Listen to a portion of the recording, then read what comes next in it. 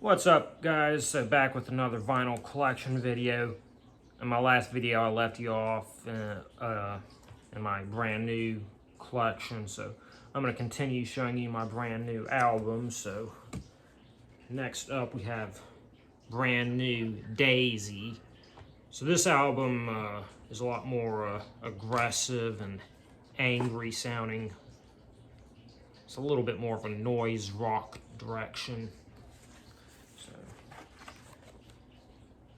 look at that packaging, back of it. Let's see, and we got an insert. I do have this on CD as well. This image of what appears to be half of a manatee is not included with the CD. So I think it's kind of cool to get like little extra things like this, but I find this to be kind of like one of the most random extras to include. Let's see, and we got a download card. I like how this is like the size of a CD booklet, you know, with the album artwork. Here's the most likely expired, but definitely not used code. And as a pre-order bonus, it also came for free with the brand new At the Bottom single, which also includes a live in-studio alternate version of Jesus with Kevin Devine on it. So I just kind of feel like it's a neat thing to add to the packaging, because as I've mentioned several times before, I just like adding to my vinyl record packaging. So different color labels. They're pretty cool looking labels to begin with, but like I've said several times, I like when they do different colors on the labels. So yeah, Daisy. Probably my second favorite brand new album. Next we have their final album, Science Fiction. So, look at it. I like how it's kind of a gold foil on the back. Gatefold. This album's still good.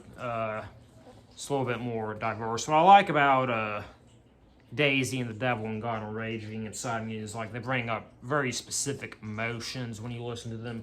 This one's a little bit more all over the place, but it's still good listen. Get this shit out. So we have a poster. Can't remember if this was a bonus that I added or if it was originally part of the packaging, but it's been a while since I've opened it. I don't really remember it being this huge. That's one side of it. And that's the other side of it.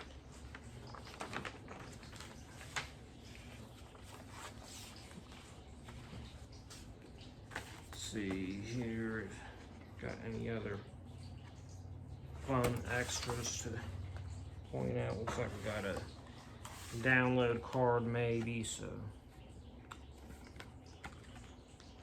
and that's the front of it, and there's the back if anybody wants to try to claim it. Now here, look at those sleeves. Vinyl itself. So yeah, like I said, Science Fiction was their last album. I think it was always meant to be their last album, but they still kind of ended on a bit of an unceremonious note. A lot of controversy over their frontman, Jesse Lacey, being accused of having sex with a minor in his early 20s. I think they ended their what was going to be their final tour early. I think like their opening act dropped out. One of their members left. So yeah, pretty unceremonious way to end it off. But I think their final release was this single, "I Am a Nightmare." It was cut out on the back. But yeah, first time I listened to the song, I didn't like it, but it kind of grew on to me. It is a little bit more poppy, got a little tiny little lyric insert, but I rather like it. Yeah, it's a little bit more of a punk type thing, but I love the really jarring guitar that just kind of juxtapositions against the rather poppy vocals and chorus. So that's pretty cool. And then yeah, plain black, but I have a really cool engraving on the etching on the back of the lyrics. So yeah, that is pretty neat. Also rather like, I don't know what the actual process is, but like the different elements of this are kind of indented. So that's pretty cool.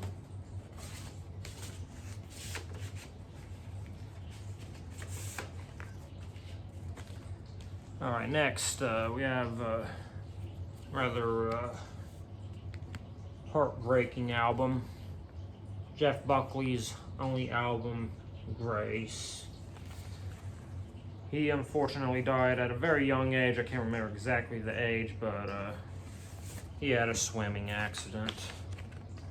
But yeah, we got the classic Columbia Records red label going on this. Yeah, if you haven't heard this album, it's amazing. What I really love about it is the dynamics of it. You know, it has plenty of more soft, somber, and a lot of more rockin' numbers, and a lot of transitions like that within the songs. So yeah, if you haven't listened to Jeff Buckley's Grace, it is one that I definitely highly recommend. And I'd probably argue he might be the, in my opinion, #1 artist taken too soon, since he only got one album from him. But such a killer album. Next, we have, of all the Marvel Netflix series, this is both my favorite just as a series and my favorite as a soundtrack. But we got Jessica Jones Season 1 soundtrack. Music is by Sean Callery. Yeah, this has, let's show you. It's a Mondo record, so you got these outer strips that I like to keep. But yeah, it has kind of like more of a jazzy feel, very frantic, sporadic jazzy feel. A lot of really great drum parts on this record. On purple vinyl. I believe there's some sort of, yeah, gotta insert.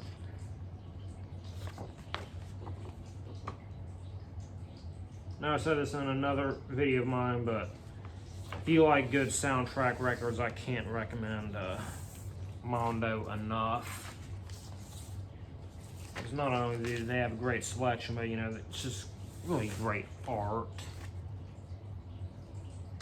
So yeah, that is Jessica Jones. Next up, probably my last record for this particular batch, but we have switched on Bach from Wendy, at that time Walter Carlos, who I just recently discovered is actually still alive. But this was a very important synthesizer record. As its name suggests, it's a bunch of Bach pieces performed on a Moog synthesizer, nice Columbia Records label, but instead of the classic red, it's black. But yeah, very classic synthesizer record, and yeah, Wendy Carlos's sex change is pretty important one in the history of sex changes. You know, one of the really, I mean, it wasn't the first one. I think I actually did some research on this. I think like sex changes in America have been being done like as early as the 30s. But I think his was like one of the most highly publicized ones. But I think I just misgendered him. Sorry about that. But yeah, hers.